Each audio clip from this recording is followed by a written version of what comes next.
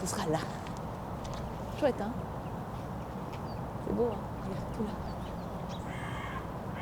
Il y aura des arbres, tout là, comme ça. Tu te souviens qu'on est venu? Hop, il y aura des arbres tout autour.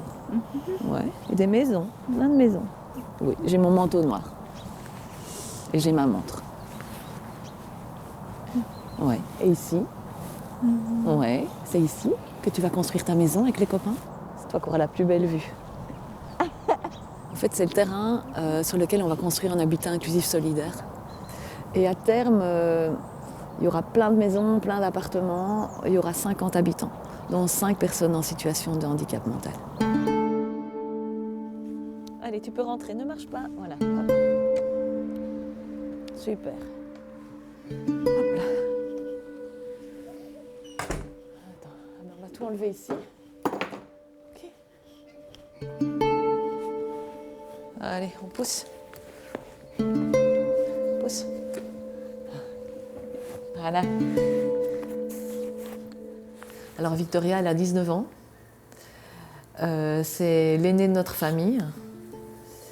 Elle est en situation de handicap mental associé à de l'autisme. C'est notre histoire, mais j'ai l'impression que plusieurs parents vivent ça quand on est parent d'enfants en situation de handicap. C'est que très très vite on se pose la question pas de l'après-nous, mais du futur de notre enfant. C'est assez confort, entre guillemets, tant qu'il y a l'école spécialisée, tant qu'il y a des centres qui accueillent notre enfant, mais on sait très bien qu'à 21 ans, tout ça c'est fini. À 21 ans, il ne sera plus à l'école. Si on ne trouve rien, elle sera chez moi, ici, chez nous. Ça veut dire que mon mari ou moi, on va devoir s'arrêter de travailler. Ça veut dire qu'elle n'aura plus vraiment de vie sociale, sauf si on l'invente à nouveau. Hop, la fourchette, c'est bon. Du coup, on s'est mis, on a réfléchi avec d'autres parents, on est 3 familles. Et on a trouvé que le logement, c'était vraiment inventer un logement inclusif, c'est vraiment trouver sa place dans un endroit, partager des moments, partager des lieux avec d'autres personnes qui ne sont pas là pour s'occuper de nous, qui sont simplement là parce qu'ils sont là à ce moment-là.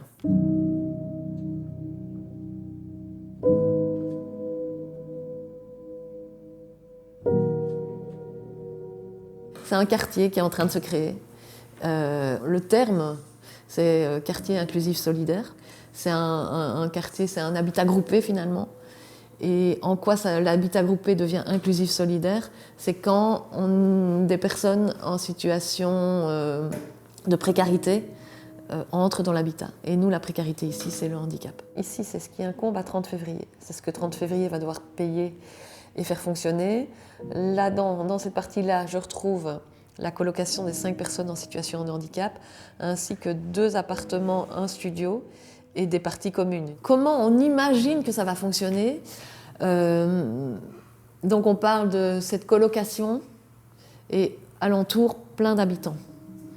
On ne veut pas les prendre comme on ne les imagine pas comme des accompagnateurs ou accompagnants.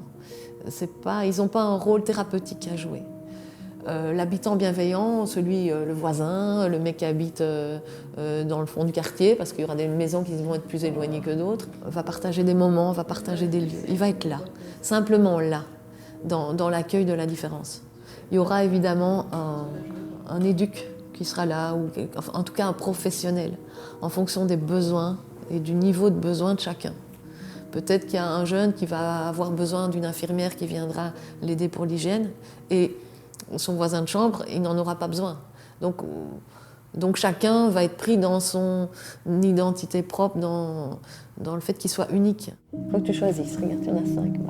Encore 5. Vas-y. Laquelle? Je vois pas. C'est celle-là que tu veux ou celle-là? Celle-là? C'est tous dans la camionnette.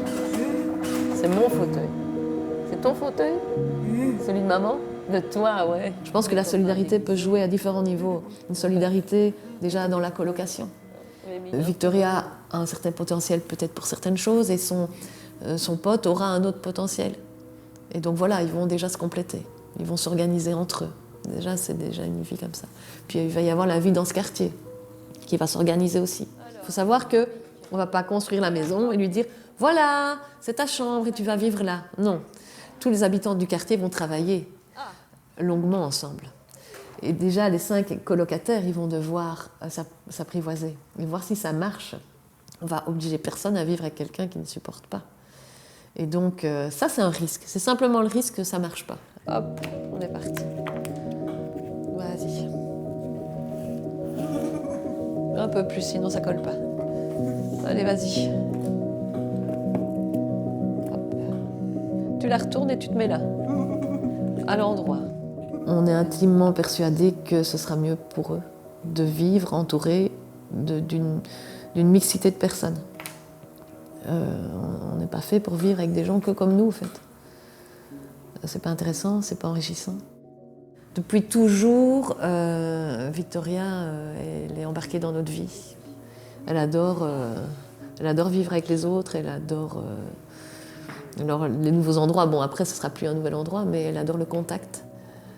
Nous, on sera apaisés parce qu'elle s'y sentira bien et qu'on aura, je pense, pensé à tout, enfin au mieux. Voilà. Et puis on passera la main, en fait. Et c'est normal. C'est normal, c'est tout le mal que je lui souhaite à elle et à moi, en fait, et à nous, et pour ses sœurs aussi.